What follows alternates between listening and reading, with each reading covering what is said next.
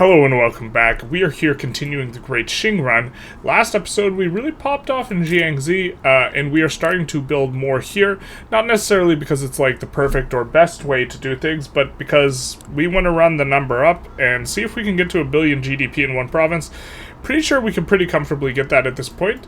We'll just tap it with a few more buildings here just to start things off. We're just looking at places that have a really good productivity and just adding a few on top on any place that kind of fits that criteria.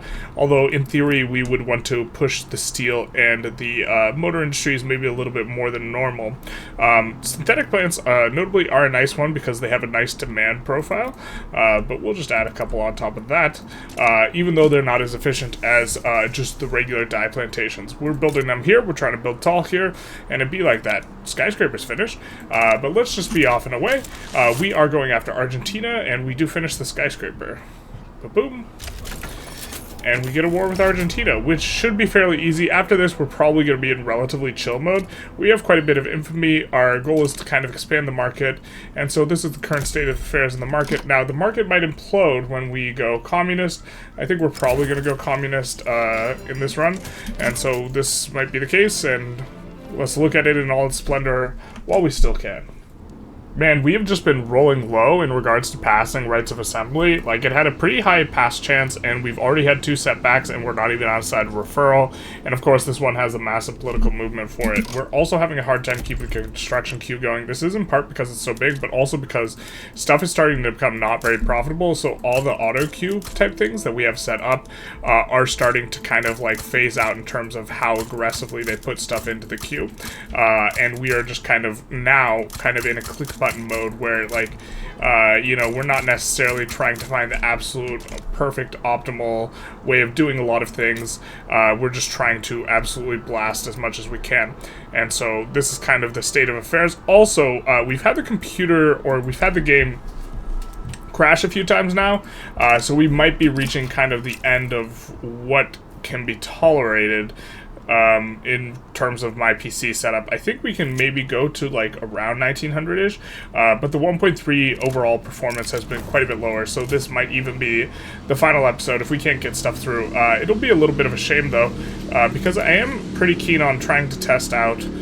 Maybe I'll have to go into debug mode to really test it out for peasant levies. But another thing is, as I was taking a closer look at a lot of the PMs, you know, stimulating the economy by effectively increasing the purchasing orders of the goods for the military buildings. Well, first of all, it's not a very large expense. It's only $250,000 here. But second of all, the PMs on those buildings in general are just not very efficient. And so going about it this way is probably not quite good, even though it does sort of create free money out of nothing in terms of the way that the modifier works, which is it makes the goods cheaper, but the goods are still purchased at the more expensive price. We have another separatist movement, which is just good and fine for us, but the way it works is all the military goods, when you are on peasant levies, will get purchased from the buildings at the normal market price, but the government is only paying a reduced price. So if we had that turned on, we would be paying 160K for all of our military goods, including the agrarian stuff, or not the agrarian stuff, the naval stuff. What are we gonna do here? Let's do that one. And so as a result, you know, it's effectively money out of nothing because you're spending less and you're getting more stimulus because it's stimulating the economy at the higher price and you're purchasing at the lower price. And so in this sense, it is good. But if the PMs just aren't very efficient anyways, it would be better just to create more steel and create more demand through increasing construction, which of course is a big part of this. We have to keep the construction queue going because it's a huge portion of our economy, right? And when we let it go idle, this makes all the places that are reliant on it, it causes them to not employ and this sort of stuff. And also, as you are noticing here, we are running out of resources. Now, these resource industries aren't earning necessarily a tremendous amount because we've been expanding them pretty aggressively here, but they will start earning a tremendous amount relatively soon. We're just expanding them because resources are never terrible, and this is a little bit easier in terms of just like play. Also, I guess we just want to zero them out because we can. There we go. Everything but the rubber. Now the rubber we're going to put in, and the rubber actually, yeah, we're just going to fill the entire thing. And now we've exhausted all the natural resources that we currently have available, which of course is not, we're going to get more available down the line. Like, for example, when we annex Argentina, we'll get more available. We're going to get more available throughout this colonization effort through the Congo, of which we are going to get quite a lot because we're already on the better PMs. And wargaming is going to be nice when it comes in.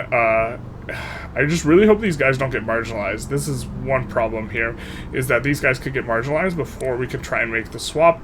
If that happens, big sag for us. But the more I think about it, the more, or looking at the PMs kind of clarified that, like, even though it's free money, having a better PM is effectively, in a sense, another source of free money, and so it might not be worth it towards this end. What do we have here?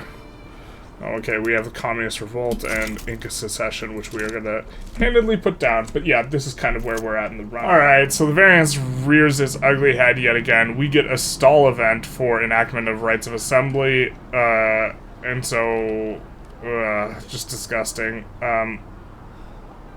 Oh, this doesn't automatically fail us, or does it? We get coalition obstruction while it's being enacted, minus enactment time, but decrease things.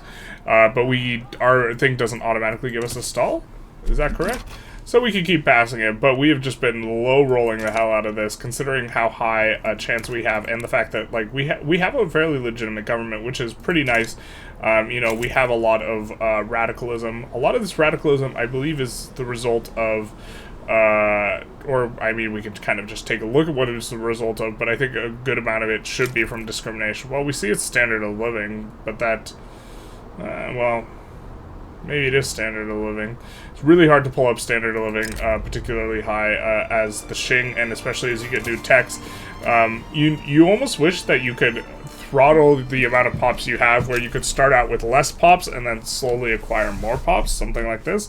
Although all these pops do give quite a bit of minting, even if they are in like the subsistence farms and this type of stuff, which is a huge source of income. Not anywhere near what it was at the start of the game. At the start of the game, it's like it's where it's at, and now it's just kind of more of a thing. That's still pretty good, but yeah, we got to fill up this queue. So one of my favorite wars to do when, or actually I think this is probably my favorite war to do when you have a ton of infamy and you still want to play the low infamy lifestyle, which of course we don't have to play at this point. We could just go on a rampage, but I mean, I don't feel like doing this. What you can do is you can open the market of Japan in particular is pretty nice, especially because we accept their pops, and so this could be really good for migration. So we're going to open up their market, and they are very, very, very likely to back down. We're also going to ask for war reps. We don't care about actually receiving the war reps, and so we'll just let that kind of stay where it is. We could revoke their claim on Sakhalin and Hokkaido so that we could colonize it, but this makes it so anyone could colonize it, and so maybe this isn't the best. Although we colonize real big fast, though, which is, you know, kind of a bit of a big deal here. So maybe we tell them to give up Hokkaido so that we could get a portion of Hokkaido. I think I like this, actually. Revoke the claim on Hokkaido. The problem is with doing Sakhalin specifically is Russia has a claim on Sakhalin, so it's not going to do what we want because we still won't be able to do anything about it. Expecting to see them back down, they very much might not, but either way, you know, we're kind of getting something productive done. We get Austria-Hungary side with them, and we're at 35 infamy, by the way, and so we could... Oop, did they just back down? It looks like they backed down. After Austria-Hungary sides. Did they open the market? Diplomacy. We have a truce with the Japanese Shogunate, so this should mean we should be able to colonize Hokkaido. We're going to also put in on Kasai, so that's going to be super nice. And now that we have opened their market, we just say Sawi, and we try and improve relations with them. Now, we do not have... Whoa, we have a... Why do we have such a big negative from this? Is this from the petite bourgeoisie xenophobia? Maybe it's also the fact that we maybe lost some rivals as they decayed down. We're going to rival Prussia up here and try and see if... How can we unwind some of this? I really hate the interface for this because, like, or sorry, I really hate the interface for this because we have, okay, a usage of 4K, but we have to sort through all these items in a user face that is just absolute butt. And, like, the ones that we would want to do is we would want to, yeah, Not sure exactly how we feel about this. I think we're gonna go after Lanfang for making them a dominion and then look to annex them. Is Puppet the same amount of infamy? No, it's a little bit more. This is kind of a nothing burger of a war that shouldn't do very much, and we'll just also ask for war reps so that maybe they hopefully back down. But opening Japan's market, eventually we want to try and pull them into our market, this sort of thing. Although we might go communist before that, if we can ever pass a law to save our life here with rights of assembly. So, as expected, we do see the UK actually colonizing here in Hokkaido. We are just colonizing way faster. We also see France colonizing Hokkaido, but I don't think there was a world where we're really, like, annexing Hokkaido over the near future, or annexing Japan. And so, or perhaps even over the course of this run. And so this will end up giving us more resources, at least in the short term, although we will border gore absolutely the bejesus out of Japan, or Hokkaido at the very least.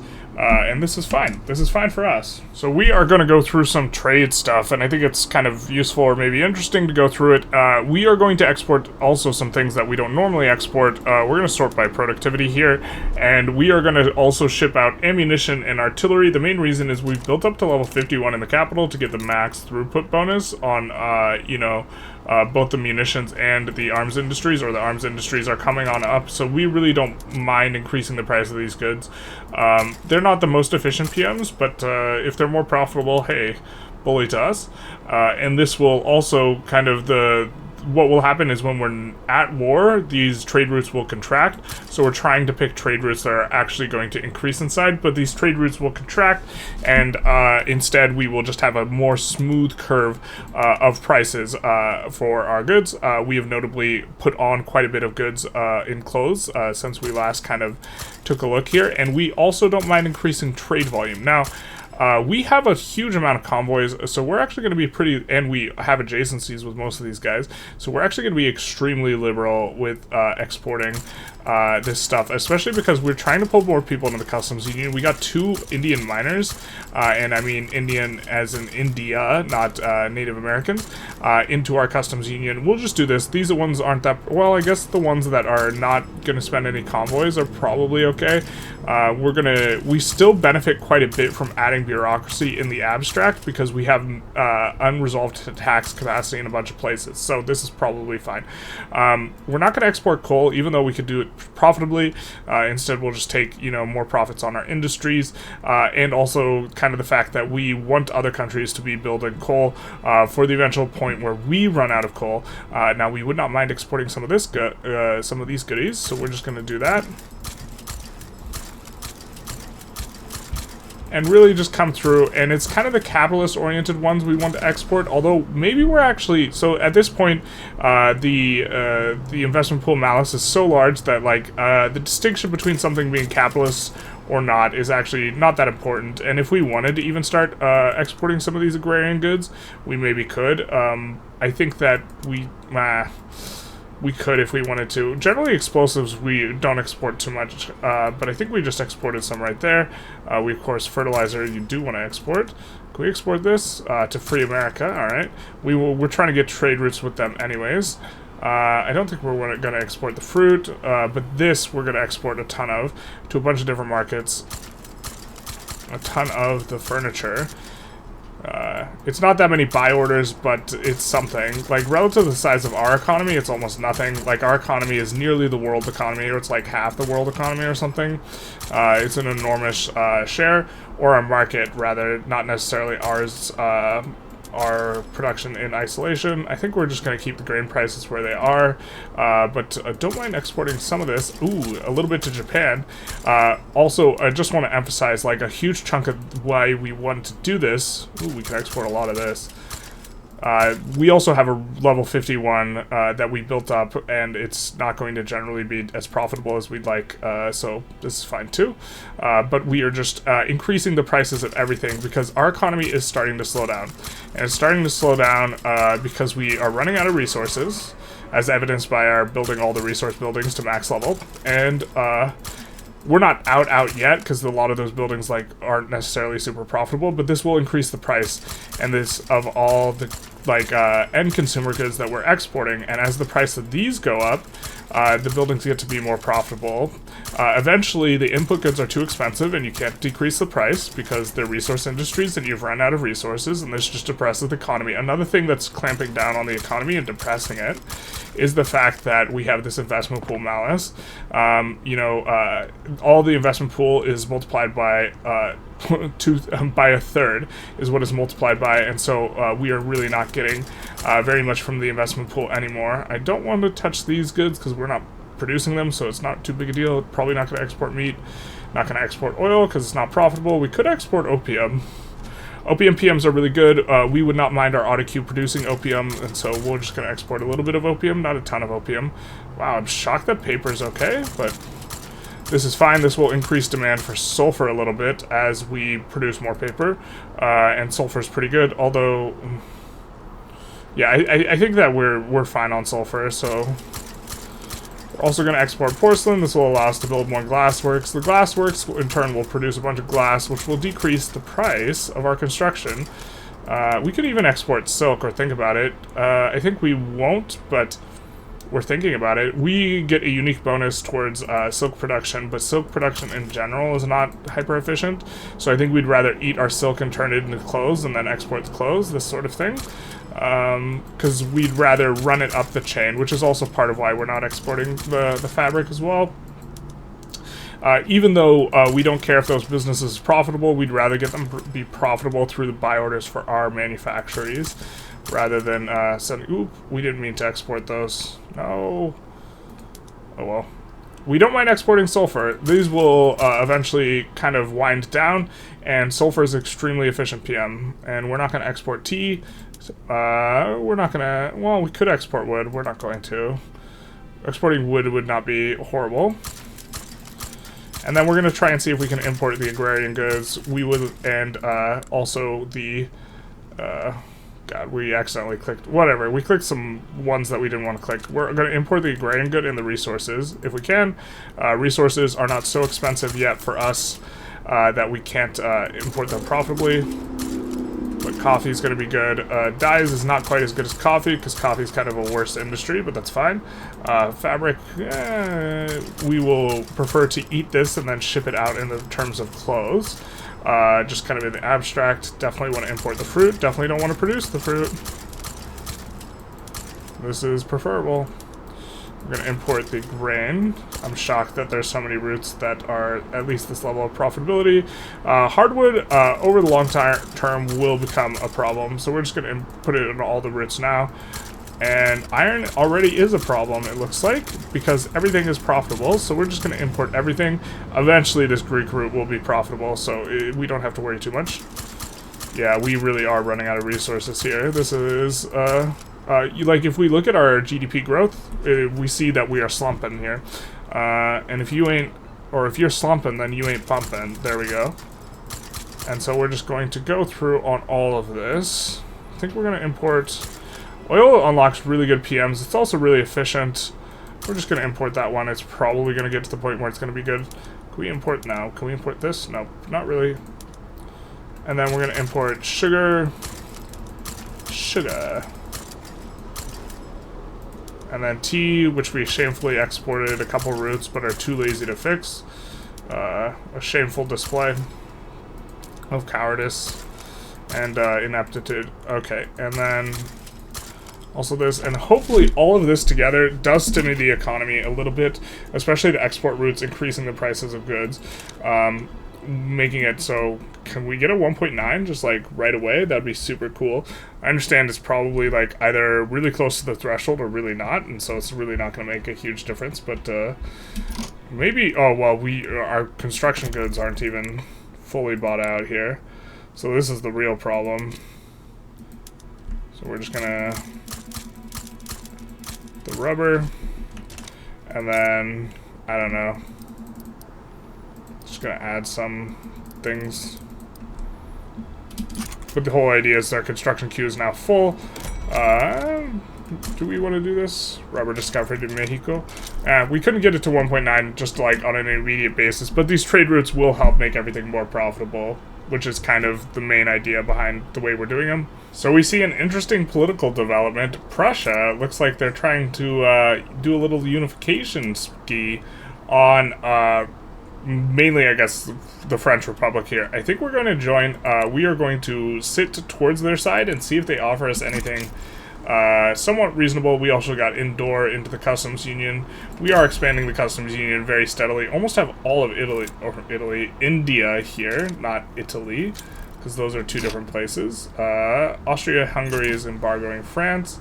But yeah, we have this set towards their direction. We kind of would hope that they maybe put something in towards us. We're going to wait till about right here, and then we're just going to join, like, the traditional way. The future's not the children, it's the oil of the corn. No, the children of the oil. There we go. And we're just going to, just don't want them to back down. Jesus, we're holy Frontsville. This is a hot mess. A hot mess. So, we're in a hot mess. But, God. My kingdom for not a million fronts. Luckily, it's not our war, so we don't really care too much if we get, like, partially occupied, or... Yeah, let's just mobilize all generals. We don't really care if, like... if this war... If the Germany doesn't get unified, this is no, like... skin off our back. We are doing this mainly to clean up the map and to remove some minors.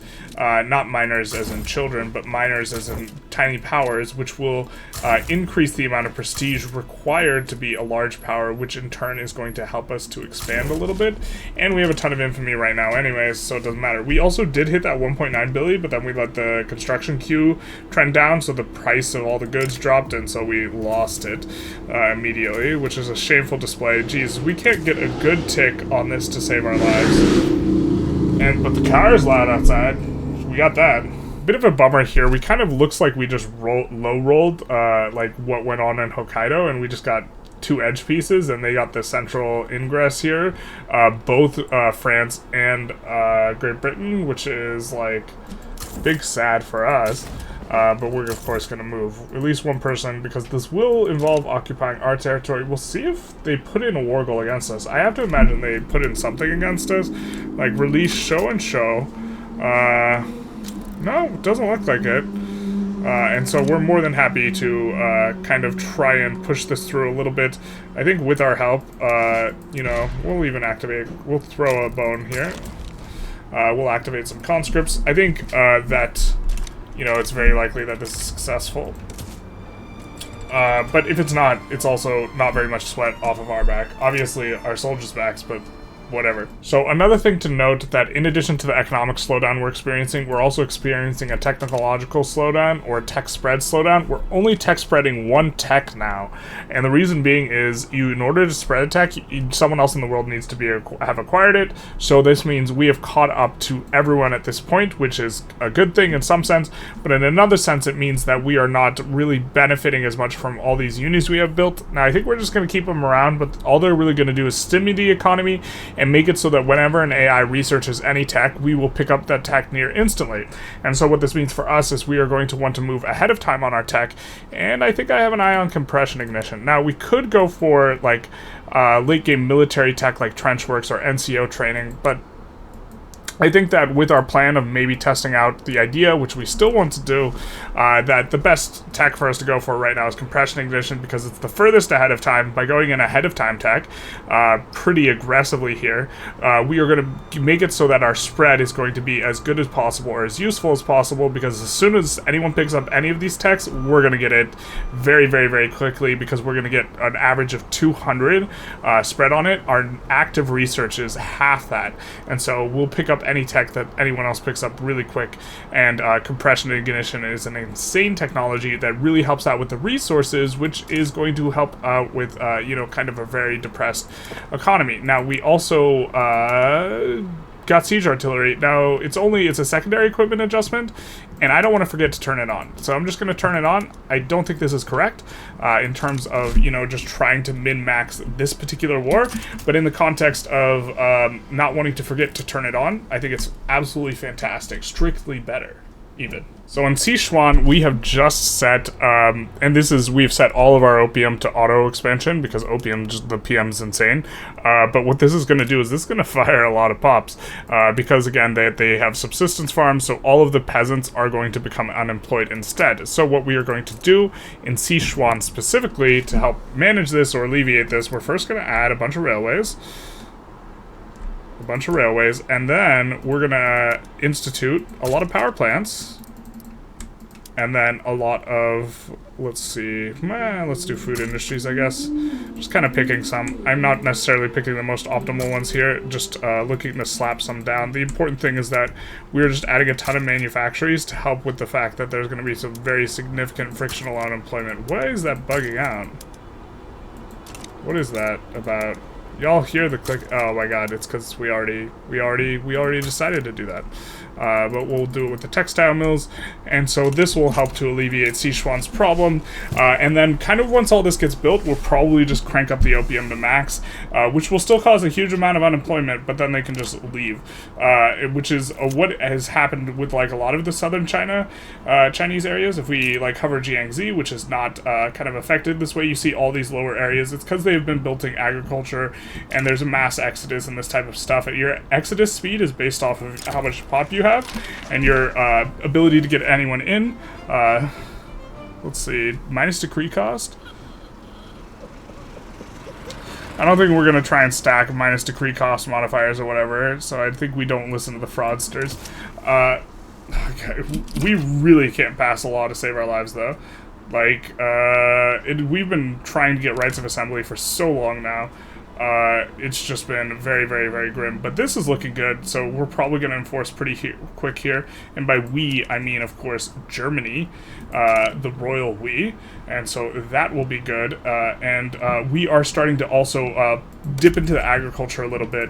Like, we're trying to find places that have, like, close to 51 on this, and we'll just expand these and do these sorts of things to try and, you know, max out our throughput bonuses, this sort of thing, you know, for all of these. Like, so for example, Chongqing, so here in Eastern Hubei, we're going to 51 this, and this is going to make the clothing industries much more profitable, and we are going to create a ton of unemployment, yes, but then we'll just build clothing industries over it. So this is going to, you know, kind of help. Hitting the 51 is a very important threshold because you're maxing the throughput, and so this is what we can do to kind of stimulate the economy, especially because we've exhausted all the resources. These ones that we've acquired, this is just like one level somewhere in the middle of nowhere that you see we just put in one level, and all of these, well, most of these disappear, and so it's the same with the logging. It's because our colonization is cranking through that we're just gaining one level, but in reality we've exhausted every resource really that isn't coal, and so, and because we're not doing a world conquest or something like this where we're actually going to conquer a lot,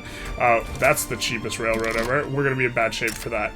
We will accept that because we want to get them into the customs union, and we can now invite them with the obligation, so we will do that, and so that's going to be big nice. We're also just going to take a look. We might have hit, yeah, it looks like we hit a critical threshold where we are, did we get under 25 infamy is what I'm thinking. Yeah, so a bunch of people send us a bunch of, hey, we want to be friends with you as soon as we get under 25 infamy, which of course makes sense. It really should be a sliding scale, this sort of thing. But we will immediately see if we can protect anyone as well, because of course this will be good. No, it doesn't look like it. And so we'll just continue on. We're probably going to resolve and wrap up this war relatively quick. So as part of stemming the economy up, I don't think we're at equilibrium employment in too many places yet, but we're actually going to decrease taxes, at least for now, because I don't want to put in more construction centers here at this current juncture anyways, and we are okay being in a deficit because it stimulates the economy, and this will raise consumption, it will raise the price of goods, which will make all of our businesses more profitable, this sort of thing. And if we're not going to use the money, it's better to re-inject it into the economy, although optimal is probably expanding the construction centers. We just don't really have places we really want to put them where we think we might build up a little bit, you know, because we put them all through Brazil in every single province that doesn't have a construction malice. Now, we haven't made use of them too well. Well, we'll make use of them here in a lot of these provinces, but we will be like 51ing things. But like you see, there's not enough like stimulus, or is there not enough workforce here? What's going on? Let's diagnose. Yeah, not enough workforce here. They're still coming in. And, well, I guess an update on the Hanification of Brazil. It's going pretty well. And so we're getting this entire area Hanified. And so that's going pretty well, almost as well as this war, which will soon be won by the righteous side of the Chinese. So we finally managed to build enough in Jiangxi that we are starting to run labor problems, and pretty significant labor problems. I think if we go in here, we could see that there's a lot of these places that do not have enough labor. So what we're going to do is we're actually going to turn on labor-saving PMs, which will create demand for the coal, which, okay, we're not necessarily, like, trying to crank up demand for coal, but this will make a lot of things a lot more profitable. Now, the tools stay profitable, but what we're going to do is we're going to swap to water tube boiler on the tools, which will increase the demand for coal. Water tube boiler is very efficient, and a bunch of other places here need employment, and so by swapping over to water tube boiler largely on everything, we are going to manage to get the employment cranking up on pretty much everything. This is the hope, at least. Or at least cranking up somewhat. There's no available labor here, which is pushing up the SOL here specifically, which is, you know, kind of net neutral. We're going to do water tube boiler.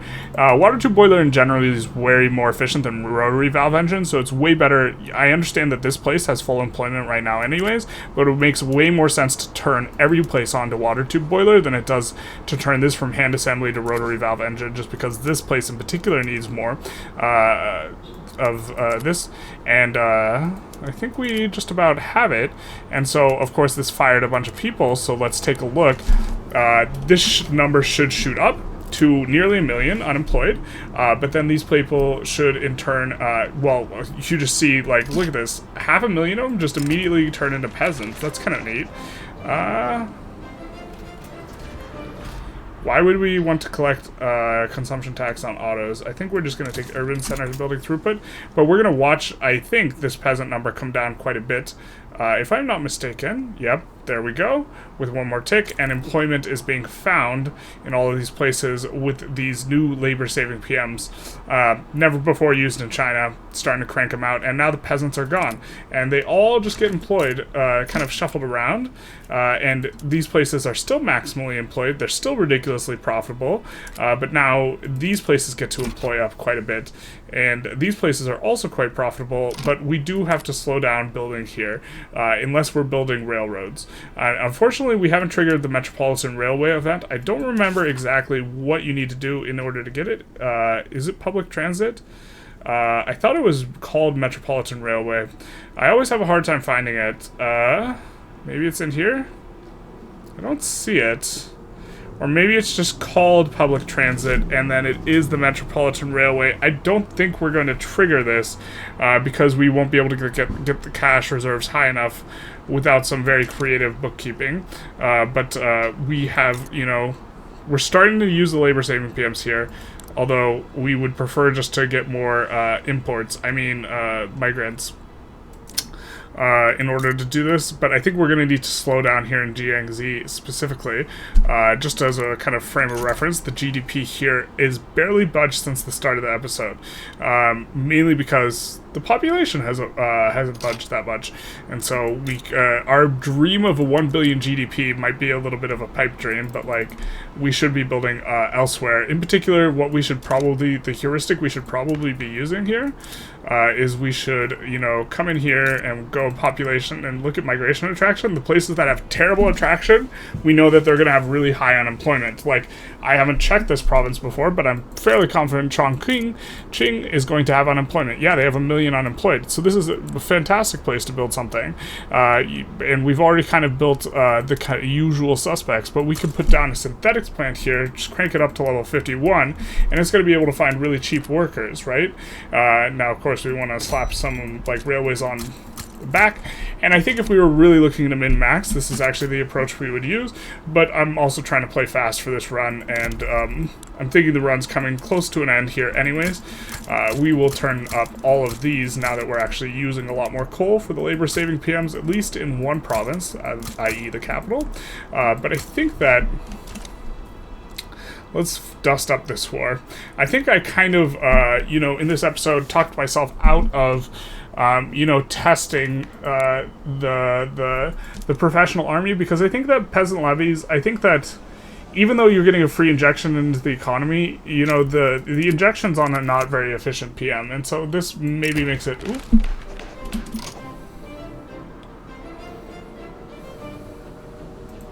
Sure, why not? This maybe makes it so that...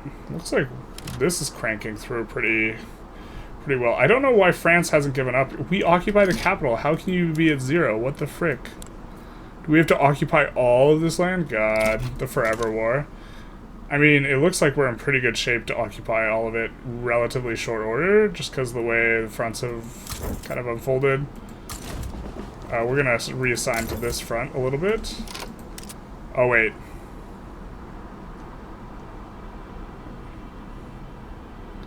We would agree to this, but why does it capitulate is the only thing we can say. We can't agree to this, we can only capitulate. Is that what this is? Immediately leave the war, all war goals targeting us will be enforced. There are no war goals targeting us, but I'm uncertain what's going on. Are they trying to end the war early? I mean, we actually want the maximum people to get annexed, and we still have a decent amount of infamy, and we don't really care too much. Jesus, we are never going to pass this law. This law is never going to get done. I think we've gone like 2 full episodes trying to pass just this one law. Obligation owed to us by perm expired. That's fine. But, yeah, I mean, grim. We finally get rights of assembly. It's like not even... it's not even like...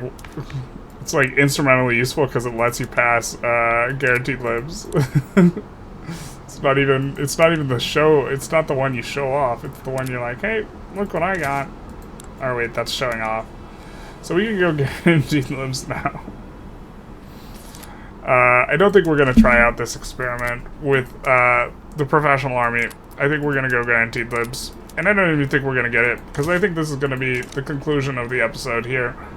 Now we cannot enforce this. What's going on with this? Oh, I guess they need to take these last 2 bastions of pieces before they can enforce France below 0. That's kind of the way that wars get resolved is kind of a little bit of an absurdity at this point, because like look at this. We occupied nearly all of France and like everything except for we didn't have that and we didn't have this. Now I think we tick them under. Or do we need to full occupy everything? What is exactly that we don't have that we need to have? But it looks like Prussia can be ticked under 0 soon. Or we can hold them hostage for all of eternity. Because they need us to... oh, unify with null state might be creating some sort of problem. And then there's unpressed war goals, but I want them to enforce everything. Right? And it seems to be the case that they occupy everything, except for, I guess, to be fair, they might not occupy null state. And so, if this is the case, I guess they never can enforce on France.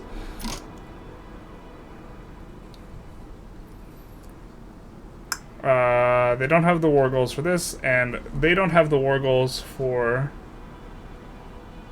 Wait. They switched sides. Okay. Unify with Alsace-Lorraine, Rhineland. I think they have Alsace-Lorraine and Rhineland. Oh, but nobody has Tahiti. Who the hell put in Tahiti as a war goal? Isn't Tahiti, I think Tahiti's not... Is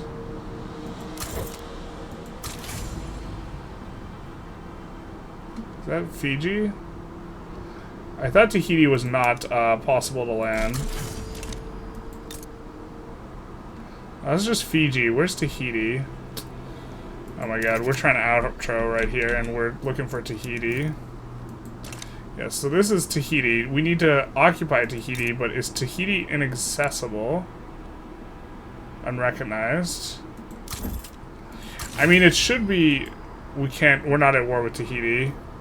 So wait, why can't we enforce transfer Tahiti? We occupy the French capital unless the French capital moved because they had a rebellion. Where'd it move to? They moved to here. My brain's very small sometimes. Wait, where is it? So the capital's not here. Where's your capital, dog? That's the capital. That's the ticket. I don't think we're going to even finish this war, though. I think we're going to conclude this this run here, and so we're just going to look at some of the end kind of things. A big feature of this run was going early game for places in the New World specifically. You know, we didn't do a ton of conquests because we were keeping in the low infamy bracket, but we did do a ton of actually taking states down here, and so let's kind of do the little reveal. We've Hanified Brazil, and so this is kind of, and down here, of course, and this has been allowed us to keep relatively low unemployment. Now, we did just crank up a whole bunch of subsistence farms into other things, and we're starting to do that over here in China, which is causing unemployment, but overall, this is kind of a big part of the strategy. I think it's very strong. Let's just take a look at some of the, like, metrics that, like, you can judge the country by. We have prestige of 13K. It's okay. It's 10K ahead of the next one. GDP of 2 billion is all right, I suppose. It's a little before 1890, so this... But China's the absolute best at getting really high GDP really quickly. SOL is actually surprisingly high. And this kind of happened in the last little bit and is trending upwards. We are starting to get competitions for labor. As I mentioned earlier, I think we should be building where there isn't labor available. And population, we have an enormous population.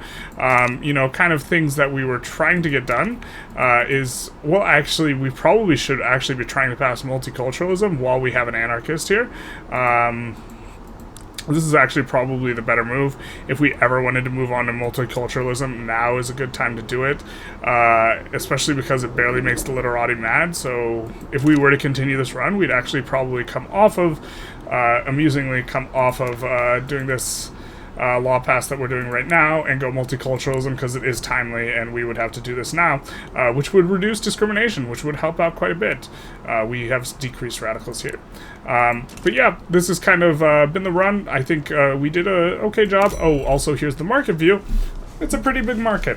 And so I hope you enjoyed this run. If you did, feel free to like, comment, subscribe. Also, if you want to comment runs you want to see down below in the comments.